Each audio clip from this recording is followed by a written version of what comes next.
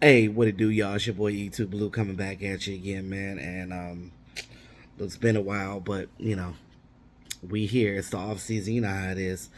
As news come, we talk. Um, Cowboys been pretty quiet for the last week and a half, per se. Um, they did sign the Pro Bowler, the kicker. I mean, not the kicker, the punter, Brian Anger. Good to see Brian Anger back. He does help that special teams, and he helps the defense out because he puts us in a better position to line up the opposing team's offense so we can get out there and boom, boom, boom, tackle and get the ball back to our offense. But um, I just want to talk about the state of our Cowboys right now. Everybody's talking about, you know, how we never do anything in free agency and the fact that we're just kind of just lackluster when it gets started. Yeah, it's annoying, but I know everybody wants to get that flash free agent, right? You want to get that guy that helps your team out.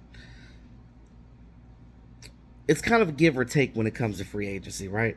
You can sign a bunch of guys, a bunch of big name guys, right? But will they mesh together? Will they work out for your team? Are your coaches able to coach these guys? It really depends on who you bring into your organization as far as who's coachable. Um, and I know people don't think about that. They just look and see, oh well, this guy has talent. Bring him in. Let's do this. Let's do that. It's two sides of the fence with that, right? It just really depends. You can hit on some guys and win with them, or you can have a team full of guys that are not as big name but work together, and you have the coaches to coach these guys up better and make them play as a unit. You can be successful both ways, technically. It just depends on how your team is functioning and how it's run. Perfect example. Remember that when the Eagles had that so-called dream team, when Chip Kelly was there and he was signing all those free agents and those big names, we was like, oh my God, the Eagles about to go. They're gonna win the Super Bowl. They sucked that year. They won the Super Bowl finally when they did win one Super Bowl. It was when they had a roster that wasn't even as good as the Cowboys. So you know what I mean? Like you gotta see. I know a lot of people don't think like that, but me, I think on the outside of the fence.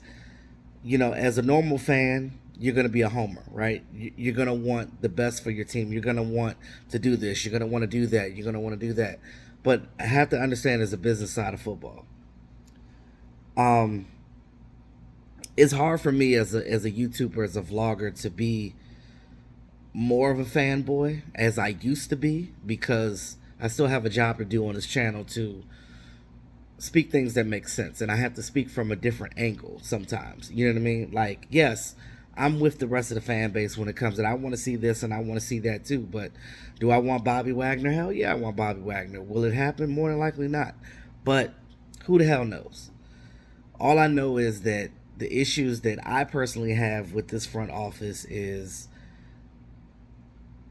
they just seem like they're just set in their ways and they want to do things and they want attention, and it's more so about, and I know that making money is a big thing, but I feel like you're owners of a football team.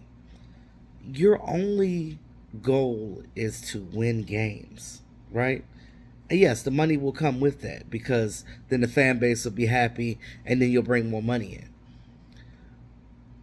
Jerry Jones is just lucky that the Cowboys are what the Cowboys are. They're America's team. They always get the attention. They always get this. No matter if we win or lose, we get the attention. You know what I mean? Like no other team gets it like the Cowboys, whether it's a good or a bad reason. Sometimes I wish that I wasn't a fan of a team that gets so much attention because it's like we can never have an off season with no drama. I, in the Cowboys history, they've never had an offseason where they could just get through the offseason under the radar. Nobody knows what they're doing, and they just get it done.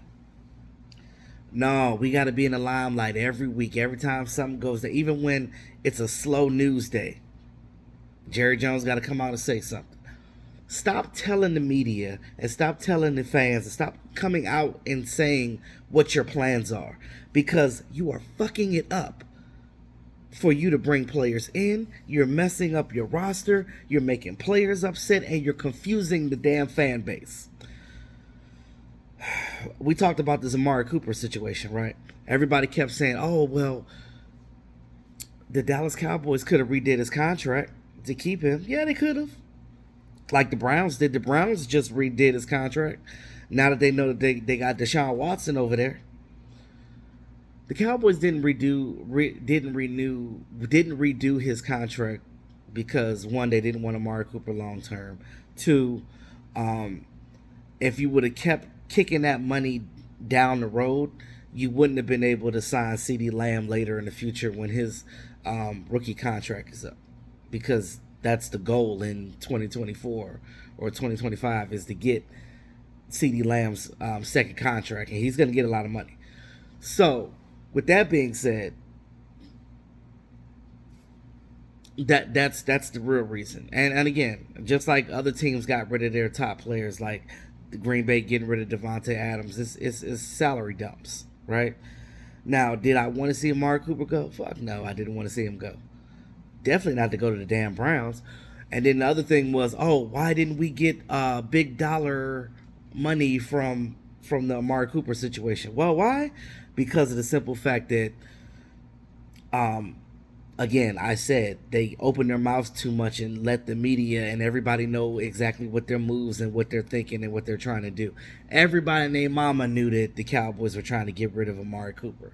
So why in the hell would a team want to trade for a player that's a good player like Amari Cooper if they already know a team's going to get rid of him when the deadline date comes? They already knew that. But no, here comes the lowly Browns, the desperate Browns. They come in and they're like, you know what? We also know that you're going to get rid of him, so we'll just give you a measly fifth round draft pick, and then we'll swap 6 rounds with you. How about that? How about that? And that's pretty much what happened. So that is the real reason why we got so less for Amari, because it was either get that less or nothing. And they have only but themselves to blame for that, because they just do this. And when you do this, you irritate the fan base, you irritate the players that play for your team, and you confuse the media as well. So now you have the media talking about this, that, and the third, and then it's just like speculation. And I hate the way the media uses, every time a player gets released from a team, they always say, oh, the Cowboys are interested. The goddamn Cowboys organization ain't talked to none of these players, outside of Zadarius and probably Bobby Wagner and a few others. But every time a player gets released from a team, they always do that every year, every offseason. Cowboys ain't said shit. They just do that so the agents, I think the agents do that shit, so they can make the player be more appealing to other teams. Oh, the Cowboys are looking, we need to go out there and get him. And then we get to Mike McCarthy. If y'all don't stop disrespecting my goddamn coach, these people, it's the media, it's the talking heads that are also making the and see, some of the fans are ignorant as hell. Because you got some fans out here that are so dumb, they don't have a mind of their own. They just sit here and listen to the talking heads all day. And understand that these guys get paid millions of dollars to say nonsense. When you hear us on our channels, this is real shit, because of the simple fact that we don't get paid for this. So we don't have to sit here and lie and just blurt nonsense out of our mouths. And it's funny because you hear them say, oh, well, them YouTubers out there don't know anything. Yeah, we might be regular fans, But I know specifically for me, I do my fucking research. And I understand I've been a fan of this team all of my goddamn life. And I know from 37 years of experience, I know what I'm talking about. Now, on the back end of this, we talk about now with Coach Mike McCarthy. Mike McCarthy is the fifth winningest coach in the league. I don't understand why he never got this type of shit when he was with Green Bay. They never talked about Mike McCarthy bad like this. Mike McCarthy going to two Super Bowls, winning one, winning multiple NFC titles, going to the playoffs multiple times. And it was 4 NFC title games. Whether you think that it was just Aaron Rodgers or not, he still coached that team. And he had more control over that team than he does with the Dallas Cowboys. So Mike McCarthy comes here. The same people that were complaining about Mike McCarthy were the same motherfuckers that was happy that he got here. I don't change my stance. If I make a mistake, I'll say, oh, I made a mistake, blah, blah. It is what we're all human, right? But when I feel strongly about something, that's how I feel. As far as Mike McCarthy, I feel bad. I feel like the Jones organization is sabotaging him. Because remember that whole situation with, Dan Quinn, Jerry Jones talking about something. Well, Dan Quinn could be a great head coach. Oh, everybody knows the love that Jerry has for Sean Payton. So when Sean Payton left to go broadcast for a year, he might come back to be the Cowboys coach next season. Why is all this being talked about? Why is everybody undercutting Mike McCarthy like Mike McCarthy is just some lame duck ass coach? When Mike McCarthy got hired, he didn't know what the hell he was getting into. Because when he came from Green Bay, remember, they don't have a true ownership over there. The players, they have a union there. The fans own the team. So when you come here, you have less control because you have a mom and pop ass tyrant Jones family that wants to put their fingers in every damn thing, even though they're not coaches. If you hire a coach with his expertise to do his job, allow him to do his job. But Mike McCarthy's getting all of this shit, and he's not even being allowed to coach. Let's take it back to when he first got here. COVID year, 2020. You could just forget about that year because it was COVID. It was his first year. Everything was virtual. He didn't know none of the players. He's still trying to get his thing in. And then they forced Kellen Moore on him to call the plays. I know you're the coach, but Mike, I want Kellen Moore. I want Kellen. I want Boy Wonder to call the plays. But I thought I was going to... No, Kellen Moore is going to call the plays. Not you, Kellen Moore. He's going to call the plays. Okay, all right, well, the fuck am I coaching for? So, he gets bombarded with that. Now, don't get me wrong, I have really no issues per se with Kellen Moore. I just wish that, because he's still young and still learning, right? I just think that Mike McCarthy should have been able to do his thing. We are still running Scott Linehan and Jason Garrett's offense.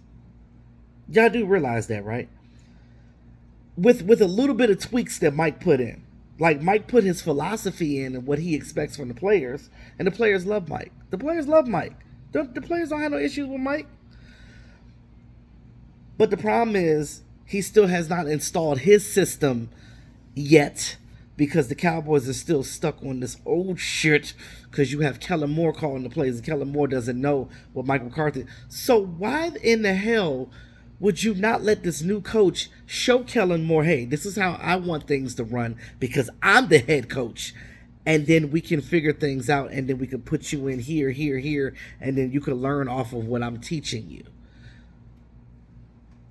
That would have been the smarter idea. Yes, granted, we did go 12-5. Thank you, Mike McCarthy. Thank you, Dan Quinn. We did go 12-5, but we were 1 and done in the playoffs. I just need the Joneses to sit back and allow this coach to be a coach, because you cannot get we cannot get a good you can't make a good judgment about Mike McCarthy right now because he has not been allowed to do his fucking job. Period. Why do you think when you watching the games and he's sitting and standing there like, I don't really know what to do, because you're not letting me have control of my team outside of what I do during the week and getting the game, helping getting the game plan together and this and that. But it's under the Joneses regulations. It's not under what Mike McCarthy wants to do. So I feel like if you allow Mike McCarthy, yes, I can judge him in a negative way if I felt like it was him and his system, but it's not. That's like you starting a job, right? And you're getting hired for your expertise, but they're not letting you use your expertise. You're using somebody else's expertise, which ain't really expertise. But we're trying to get rid of him after what, a couple of seasons? When Jason Garrett was here for 10 years? Get the hell out of here. I just feel like they're sabotaging him because they want another coach in here. I don't give a damn what coach you bring in here. I don't care if God himself is the coach of the Dallas Cowboys. If that Jones family does not allow whoever the coach is to do their job fully, then we're going to have the same results every fucking year. One and done in the playoffs. And that's all I got to say about that. Let me know what y'all think in the comments section. Like, share, subscribe to the damn channel. It's your boy YouTube. I'm pissed. Peace.